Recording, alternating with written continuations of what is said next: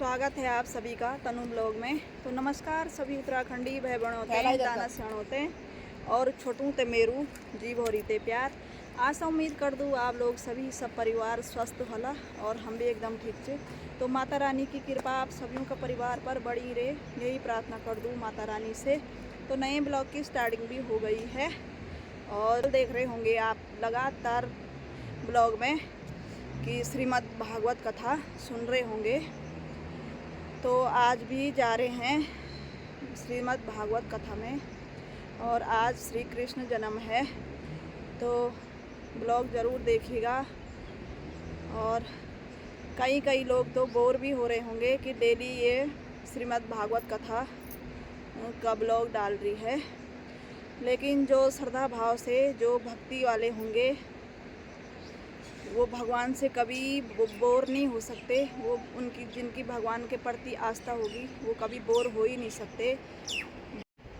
तो दिखाऊंगी आपको कृष्ण जन्म कैसे मनाया जाता है और व्यास जी के मुखार बिंदु से कृष्ण जन्म का वर्णन सुनिएगा आप और बने रहिएगा ब्लॉग में आगे। तो दिखाऊंगी वहीं जाके कृष्ण जन्म उत्सव। तो जय राधे कृष्णा। तो ये रहे हमारे कान्हा जी और आज हमारे कान्हा भी जा रहे हमारे साथ और आज पीली ड्रेस पहन के तैयार हो रखे, कितने सुंदर लग रहे कान्हा। जगत कारणम वंदे पन्नग भूषणम श्रीधरम वंदे पशूनां पतिं सबने ला रखी है टॉपिक के तहत। वंदे सूर्य शशांकनयनं वंदे मुकुंदप्रियं रोने में एक्सपर्ट है ये। वंदे भक्तजनाश्रयं च वरदम् वंदे शिवं सुंदरम् मनोजवं मारुततुल्यवेगं जितेन्द्रियं बुद्धिमतां वरिष्ठम् प्रपद्ये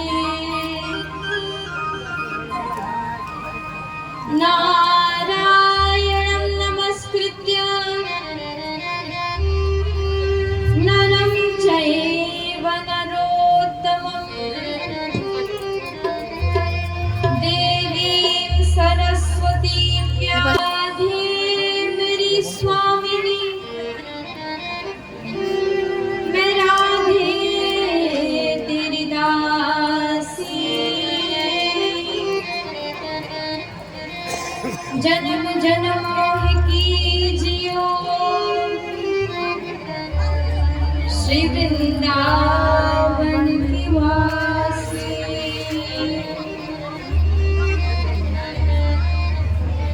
वृंदावन सोवन नहीं आज दिखा सकते हो आप मेरे कान में मेकअप नंदगांव सोगा वंशी वट सोवट नहीं।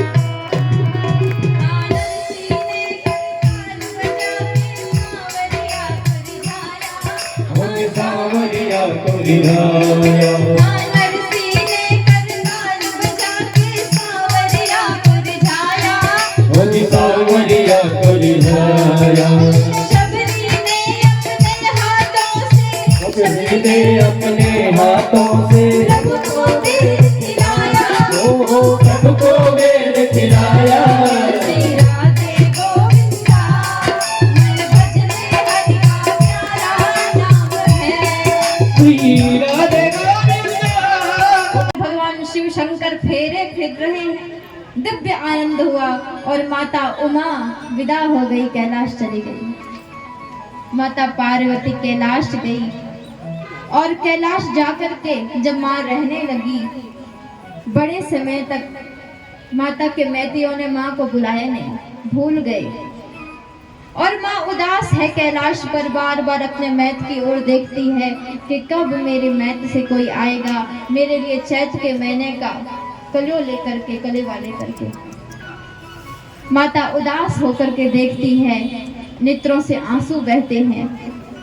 तभी जब माँ के नेत्रों से आंसू बह रहे हैं तो उत्तराखंड के इन सुंदर पर्वतों पर जोरदार वर्षा होने लगी। तब राजा हिमवान को ऐसा लगा कि हमसे कोई भूल हुई है, हमने क्या गड़बड़ कर दी, क्या दोष हो गया।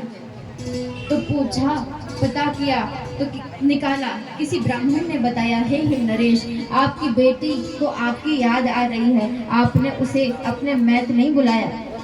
और तब राजा हिम नरेश ने सुंदर सी राजजात सजाई है और राजजात लेकर के कैलाश गए हैं। कैलाश से बेटी को लेकर आए हैं और फिर नंदाष्टमी को बेटी की विदाई की। डोली में बिठा करके अपनी उमा को वापस उसके ससुराल बुला दिया। बड़े प्रेम से, बड़े भाव से अपनी बेटी को हृदय से लगा करके आंसू बहाती हुई माताओं ने उमा देवी को ससुराल भेज दिया, नंदा देवी को विदा किया। और यही दिन है भक्तों, इसीलिए नंदा राजजात मनाई जाती है। नंदा देवी का स्मरण करना हमारे लिए परम आवश्यक है, क्योंकि निकट समय आने वाला है, फिर राजजात होने वाली है। और यही तो धरती है जो नंदा देवी की धरती है। माता नंदा देवी विदा। शुभ समय पर भगवान शिव के पहले पुत्र भगवान कार्तिक स्वामी षडमुख षडानंद ने अवतार धारण किया। बोलिए कार्तिक स्वामी महाराज की। कार्तिक स्वामी विराजमान हैं हमारे निकट कनक चौरी के ऊपर। स्वामीनाथ जी विराजमान क्रौंच पर्वत से। और भगवान शुभ समय आने पर रिद्धि सिद्धि के पति भगवान गणपति, सिद्धि देने वाले, बुद्धि देने वाले गजानन माता उमा की कोख से प्रकट हुए हैं। बोलिए गणेश भगवान की, बोलिए सिद्धि विनायक भगवान की। गणेश जी विराजमान हुए, भगवान शिव ने विनायक और नगर के बाहर रहते। एक दिन इन्हें पता चला कि इस नगर के जो राजा हैं वो मेरे पिताजी हैं, क्योंकि पिताजी कभी मिलते ही नहीं। पिताजी माता से प्रेम नहीं करते और माता महल के बाहर साधारण से स्वरूप में नगर में रहती। ध्रुव जी महाराज को बड़ा हर्ष हुआ जानकर यहाँ के राजा मेरे पिताजी हैं, अब तो मैं अपने पिताजी के पास जाऊंगा। छोटे से ध्रुव जी के माँ, आज मुझे बड़ी माँ ने बहुत डांटा। माँ, मुझे बड़ी माँ ने कहा कि पिताजी की गोद तेरे लिए नहीं है। बोलिए ध्रुव जी महाराज की। ध्रुव जी महाराज की जयकार हो गई। उत्तानपाद जी ने ध्रुव जी को अपने युवराज का स्थान दिया, बाद में राजा बनाया है। ध्रुव जी महाराज ने दीर्घ काल तक धरती पर शासन किया। अंत में समय आया जो मृत्यु सबके सिर पर पैर रख करके व्यक्ति के प्राण खींच लेती है, वो मृत्यु ध्रुव जी के सामने आई, सिर झुका करके। ध्रुव जी को दिखाई दिया एक भयंकर स्वरूप वाली विकराल नारी मेरे सामने सिर झुकाकर बैठी है। ध्रुव जी ने कहा, कौन हो तुम? इसीलिए आप मेरे सिर पर पैर रख करके और दिव्य यान में बैठ करके वैकुंठ धाम को प्रस्थान कीजिए। ध्रुव जी महाराज ने कहा मैं चलूंगा, लेकिन जिस माँ ने मेरा उद्धार किया है मेरी वो माँ मुझसे पहले भगवान के धाम जाए। तब भगवान ने दिव्य यान भेज दिए और माता सुनीति ध्रुव जी के आगे उस यान पर बैठी। ध्रुव जी महाराज दिव्य देह धारण करके और मृत्यु के सिर पर पैर रख करके दिव्य यान में विराजमान हुए। विष्णु पार्षदों के साथ भगवान नारायण के धाम चले गए। उत्तर दिशा में आज ध्रुव तारे के रूप में जिसे हम देखते हैं वो ध्रुव नक्षत्र, वही लोक है वैकुंठ। वैकुंठ कहाँ है? आकाश में ध्रुव तारा है, वही है श्वेत द्वीप वैकुंठ। और वहाँ ध्रुव जी महाराज आज भी निवास करते हैं। बोलिए ध्रुव जी महाराज की। प्रतीक्षा कर रहे हैं कि जब तुम्हारी जीवात्मा आकाश मार्ग से जाएगी तो वो तुम्हारी जीवात्मा को अपने सींगों से छेद करके कष्ट देंगे, तुम्हारे प्राणों को रुलाएंगे, तुम्हें कष्ट देंगे। जिन जिन जीवात्माओं को तुमने कष्ट दिया है वो सभी जीवात्माएं बाद में तुम्हें कष्ट देंगी। राजा प्राचीन बलि ने कहा महाराज तो मैं क्या करूं, क्या आज्ञा है? नारद जी महाराज ने पुरंजनोपाख्यान सुनाया और पुरंजनोपाख्यान के बाद शिक्षा दी कि हे राजन बलि प्रथा बंद करो। क्यों? क्योंकि अपने स्वार्थ के लिए देवताओं को प्रसन्न करने के उपलक्ष्य में तुम वास्तव में दूसरे जीवों की हत्या कर रहे हो। बलि नाम पड़ा राजा बलि के नाम पर, और राजा बलि ने किसी जीव को तो अपने आप की बलि दे दी, अपने आप को ही भगवान श्री कृष्ण के चरणों में, वराह भगवान वामन भगवान के चरणों में समर्पित कर दिया। तो तुम क्यों दूसरे जीवों के नाम पर और अपना भला करना चाह रहे हो? दूसरे को तड़पा के तुम्हें क्या मिलेगा? नारद जी कहते हैं भागवत में लिखा हुआ है कि जो व्यक्ति मांस को तलता है, जो व्यक्ति बलि देता है, उस व्यक्ति को पाप अवश्य प्राप्त होता है, उस व्यक्ति को कभी सुख नहीं मिलता है, बाद में चला जाता है तो यहाँ के लोग सो जाते हैं। इसीलिए हम ऐसा करेंगे कि लोग 24 घंटे काम करें। और इन्होंने सूर्य के समान ही दिव्य रथ प्रकट कर दिया। सूर्य अस्त होता तो ये अपने उस रथ को लेकर आकाश में खड़े हो जाते और फिर रात में भी उजाला हो जाता। ब्रह्मा जी आ गए। ब्रह्मा जी ने कहा पुत्र रात मैंने इसीलिए बनाई ताकि दिन भर जिन लोगों ने काम किया है उनको आराम मिले। तुम प्रकृति में विरोध उत्पन्न मत करो, अपने रथ को हटा लो। लेकिन प्रियव्रत जी नहीं माने और अपने उस ज्योतिर्मय रथ से इन्होंने धरती की 7 परिक्रमाएं की, जिससे धरती पर 7 द्वीप बने और 7 समुद्रों का निर्माण हुआ।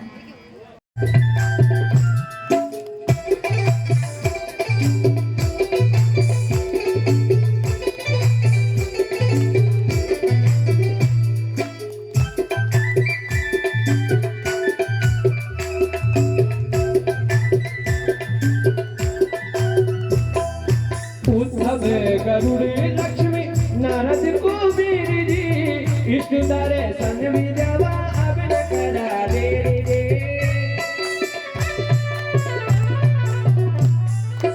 उद्धव गरुड़े लक्ष्मी नारद कुबेर जी इष्ट दर्शन विद्यावा अब न करा दे रे। इष्ट दर्शन विद्यावा अब न करा दे रे।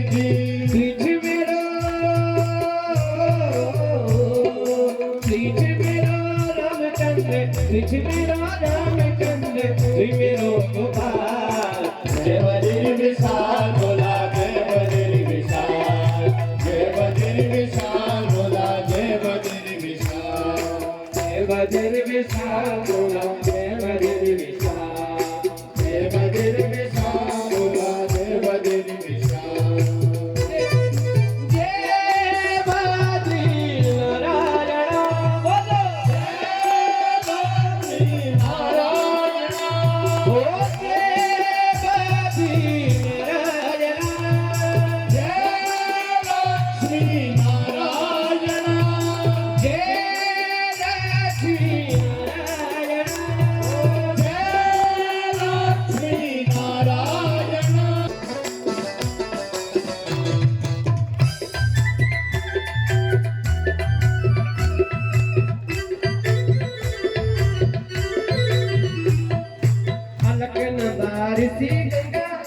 चौमुखी धारा जी नीलकंठ नार नारायण डांडा छन अपार दे अलख नंदा ऋषि गंगा चौमुखी धारा जी नीलकंठ नार नारायण डांडा छन अपार दे नीलकंठ नारी नारायण डांडा छन अपार दे तेरी माया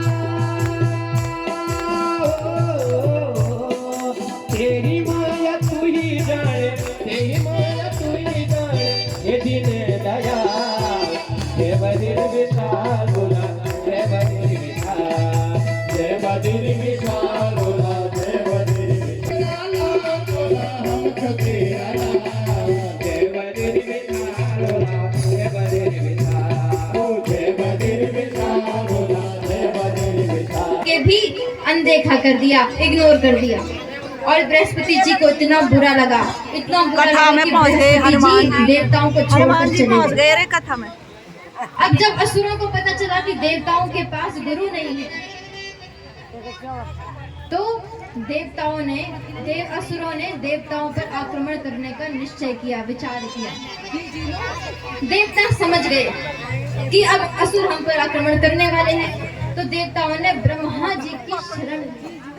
और ब्रह्मा जी की शरण में जाकर के ब्रह्मा जी ने बताया कि हे देवताओं, तुम एक कार्य करो, खोलवा जो त्वष्टा ऋषि के पुत्र ये लो हनुमानो विश्वरूप को अपना गुरु बनाओ। और त्वष्टा जी के पुत्र विश्वरूप तुम्हें सलाह देंगे, तुम्हारे सलाहकार बनेंगे। अब जीवन में जिसको भी अपना सलाहकार बना के रखा है आपने, जिसको अपना गुरु मंत्री बना के रखा है, आपको उस व्यक्ति का चुनाव बहुत सोच करना होगा। अब तुम इनका कोई न्याय करो। और इंद्र ने क्या किया, तुरंत गए, विश्वरूप के 3 सिर थे और तीनों को काट दिया। इंद्र को ब्रह्म हत्या लग गई, क्योंकि ब्राह्मण थे विश्वरूप, और ब्रह्म हत्या लगी इंद्र को। ब्रह्म हत्या इंद्र का पीछा करने लगी। इंद्र ने कहा मैं क्या करूं, कोई मुझे इस ब्रह्म हत्या से बचाए। भगवान ने कहा सृष्टि में जो कोई सबसे अधिक क्षमावान हो, क्षमाशील हो, वही तुम्हारी ब्रह्म हत्या को अपने ऊपर लेकर के तुम्हारी ब्रह्म हत्या दूर करे। तब इंद्र ने 4 को ब्रह्म हत्या सौंप दी, धरती को, जल को, वृक्ष को और नारियों को।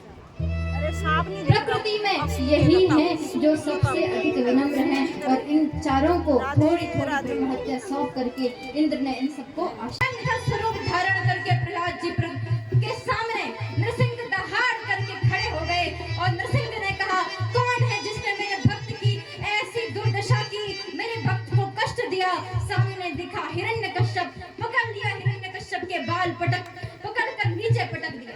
हिरण्यकश्यप को समझ नहीं आया ये मनुष्य है या कोई पशु है। शरीर है मानव का, सिर है मृगेंद्र का, सिंह का शरीर, बड़े विशाल नेत्र हैं, नेत्र से अंगार बरस रहे हैं, बड़ी बड़ी दाढ़ें हैं और मुख से लपलपाती हुई जिह्वा। इस प्रकार से उग्र नरसिंह का दर्शन करके हिरण्यकश्यप के प्राण सूखने लगे। प्रहलाद जी आनंद पाने लगे, हाथ जोड़कर खड़े हो गए। श्री नरसिंह भगवान ने हिरण्यकश्यप का हाथ पकड़कर खींच करके द्वार पर ले गए, द्वार पर अपनी जंघा पर लिटा दिया।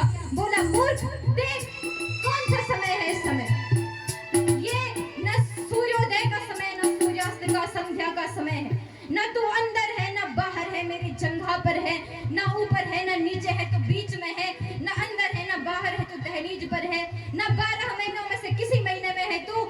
अभी पुरुषोत्तम मास चल रहा है, मनमास का समय है, ये मास मैंने तेरे लिए बनाया है।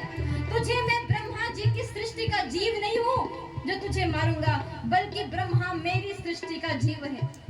और तुझे मारने के लिए किसी अस्त्र शस्त्र की आवश्यकता नहीं, तुझे मारने के लिए अपने भीतर भयंकर नखों को लेकर आया हूँ और अब तेरा संहार कर दूंगा। भगवान ने अपने विशाल नखों से हिरण्यकश्यप का वक्ष विदीर्ण कर दिया। बोलिए भगवान नरसिंह की। नरसिंह भगवान ने हिरण्यकश्यप का वक्ष विदीर्ण कर दिया। क्षीर सागर में भगवान ने समस्त औषधियों को मिला दिया।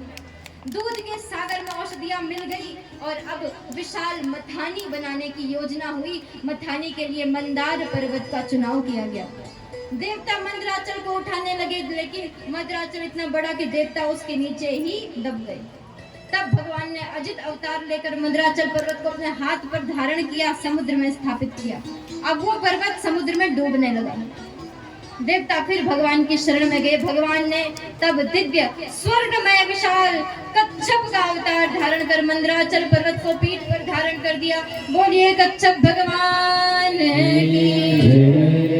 हाथ में त्रिशूल और डमरू के साथ, हाथ में त्रिशूल और डमरू के साथ, हाथ में त्रिशूल तेरो डमरू के साथ, बाबा हाथ में त्रिशूल तेरो डमरू के साथ।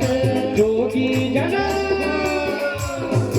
जोगी जन रूप धरो सा तोरा कागे रे माँ। शिव जी के हाथ तोरा कागे रे माँ।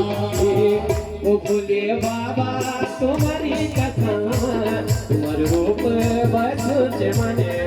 भोले बाबा तुम्हारी कसम, तुमर रूप बसुच मनवा।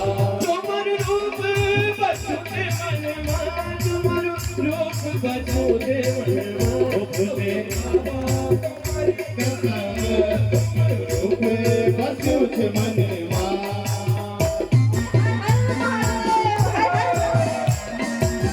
बाबा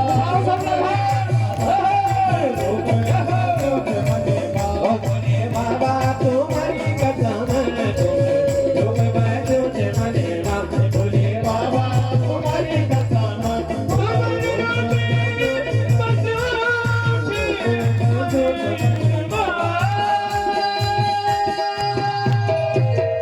बोलिए शिव शंकर भगवान की। उमापति महादेव की।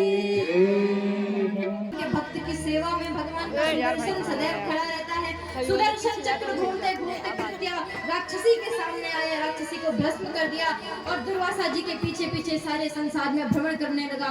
दुर्वासा जी सब लोगों में गए, कहीं शरण नहीं मिली।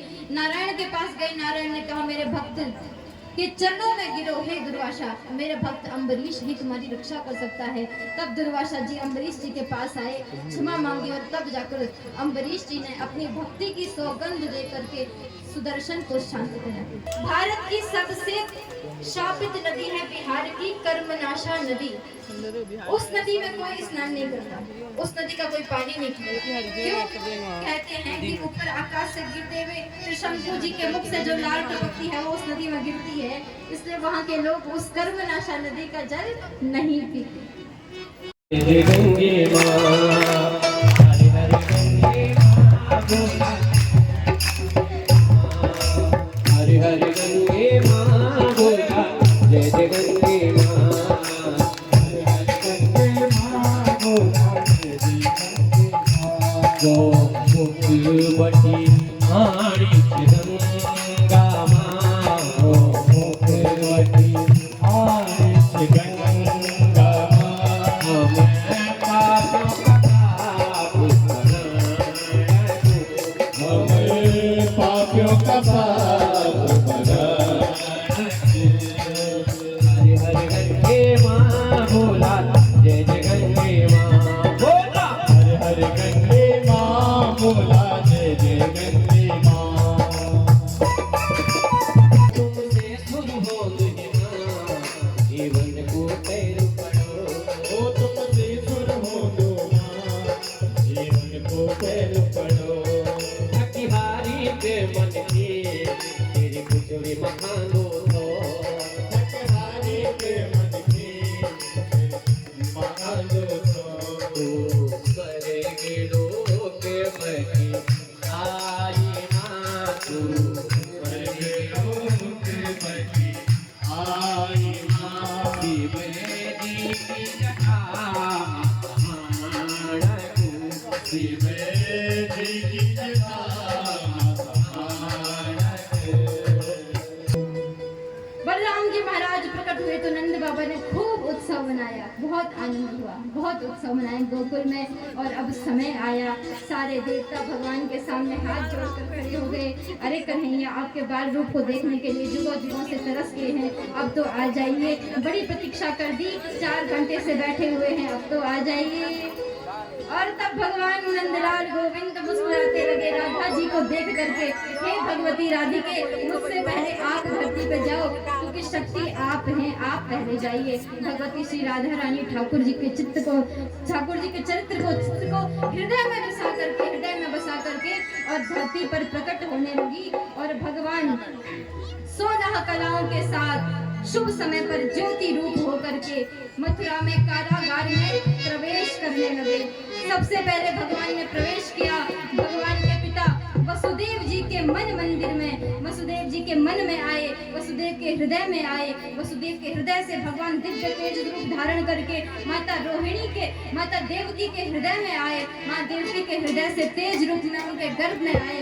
और तब सारे संसार के भगवान देवतागण कारागार में पुष्प वृष्टि करके हुए हाथ जोड़ करके और भगवान की स्तुति करने लगे। सत्याव्रतम सत्य परम त्रिसत्यम सत्यस्य योनिं निहितं च सत्ये सत्यस्य सत्यामृत सत्य नेत्रम सत्यात्मकं त्वां शरणं प्रपन्ना। हे प्रभु, आप सत्य है, आपका स्वरूप सत्य है, आपकी प्रतिज्ञा सत्य है। सत्य, जिनके हृदय में सत्य है वही आपको पा सकते हैं, जिनके हृदय में सत्य नहीं है वो आपको नहीं पा सकते हैं। सत्य के बल पर ही आप मिलते हैं, आप ही सत्य नारायण हैं, आप ही सृष्टि का एकमात्र सत्य हैं। और फिर भगवान प्रसन्न हो गए, देवतागण माता देवकी की जयकार करके अंतर ध्यान होने लगे। फिर शुभ समय आया, शुभ नक्षत्र आया और सुखदेव जी कहते हैं, परीक्षित, अथ सर्वगुणोपेतः कालः परम शोभनः। अब कथा शुरू हुई। अब क्या, सारे शुभ लक्षणों से युक्त समय एक साथ परम सुंदर होकर प्रकट हो गया। 10 दिशाएं साफ हो गई, आकाश में तारे चमक उठे, रोहिणी नक्षत्र आ गया, सिंह राशि प्रकट हो गई, नदियां स्वच्छ हो गई, रात के समय में भी कमल खिल गए और भादों के महीने में बसंत आ गया। वर्षा ऋतु के स्थान पर शरद ऋतु का अनुभव होने लगा। रात को ही तालाब में कमल खिले, भ्रमर गुंजार करने लगे, मंदिरों में अपने आप घंटियां बजने लगी, देवताओं की मूर्तियों पर अपने आप फूलों की वर्षा होने लगी, ब्राह्मणों के मुख से अपने आप वेद के मंत्र निकलने लगे और यज्ञशालाओं में यज्ञ की ज्योति वेदी अखंड रूप से जलने लगी। न जाने क्यों सारे संसार में अद्भुत आनंद छा गया। सारे संसार के लोग आज मथुरा की ओर दृष्टि लगाकर हाथ जोड़कर खड़े हैं। सब कह रहे हैं कि अभी गोविंद आने वाले हैं, किंतु किसी को पता नहीं है भगवान का अवतार कहाँ, कैसे और कब होगा। सारे संसार के जोगी मुनि और मुनिंद्र आज वृंदावन की गोकुल धाम पर और आज दृष्टि लगाकर खड़े हैं कंस के कारागार में।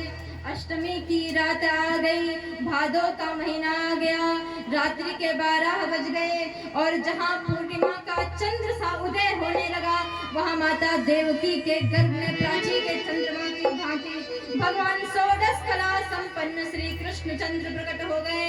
बोलिए श्री कृष्ण चंद्र लाल की, राधानाथ भगवान की, देवकी नंदन भगवान की, वासुदेव भगवान की, राधा रानी सरकार की।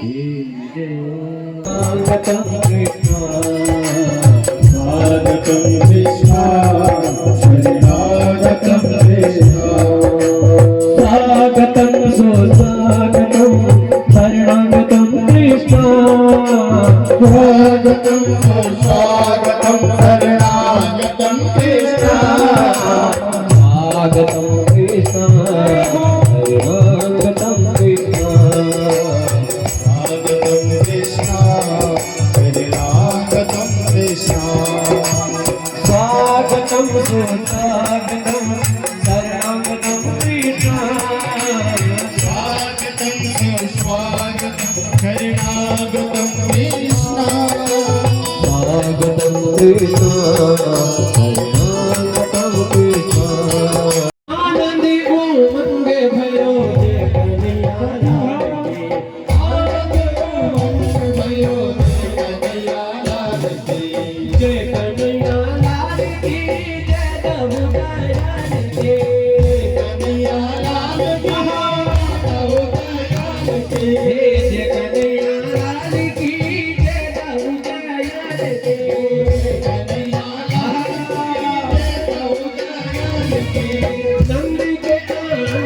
भयो के कन्हैया लाल की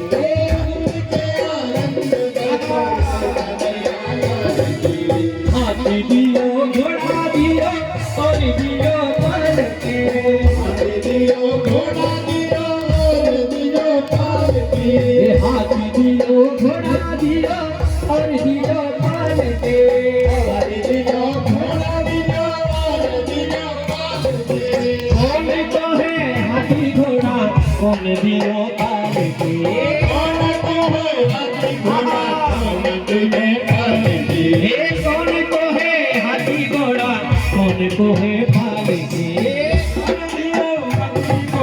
कौन को है पाल के छोरन को हाथी घोड़ा बूढ़न को पाल के अरे बोले जन्म लेंदा छल बने बताओ सबने मोबाइल निकाल दिए हैं। जरा नीचे बैठ दो, जो आगे लोग आगे वाले नीचे बैठ जाओ आप। या तो नाचना पड़ेगा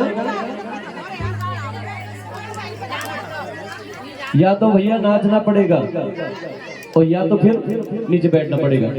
अरे बोले गोकुल महादेवता भोया देना ये बोले जन्म लेंदा छल बने नारायण गोकुल महादेवता भोया देना जन्म लेंदा छल बने नारायण ए जन्म लेंदो छल बने नारायण जन्म लेंदो छल बने नारायण ए जन्म लेंदो दोरी का नारायण जन्म लेंदो दोरी का नारायण जन्म लेंदो दोरी का नारायण जन्म लेंदो दोरी का नारायण बोलत मैया कन्वा कह कर बोलत मैया परम मुदित मन लेत बलैया परम मुदित मन लेत बलैया इस छवि को हाजी इस छवि को नैन भर रे आरती बाल के अपनो जन्म तो अब इनको अपना कर रे आरती बाल के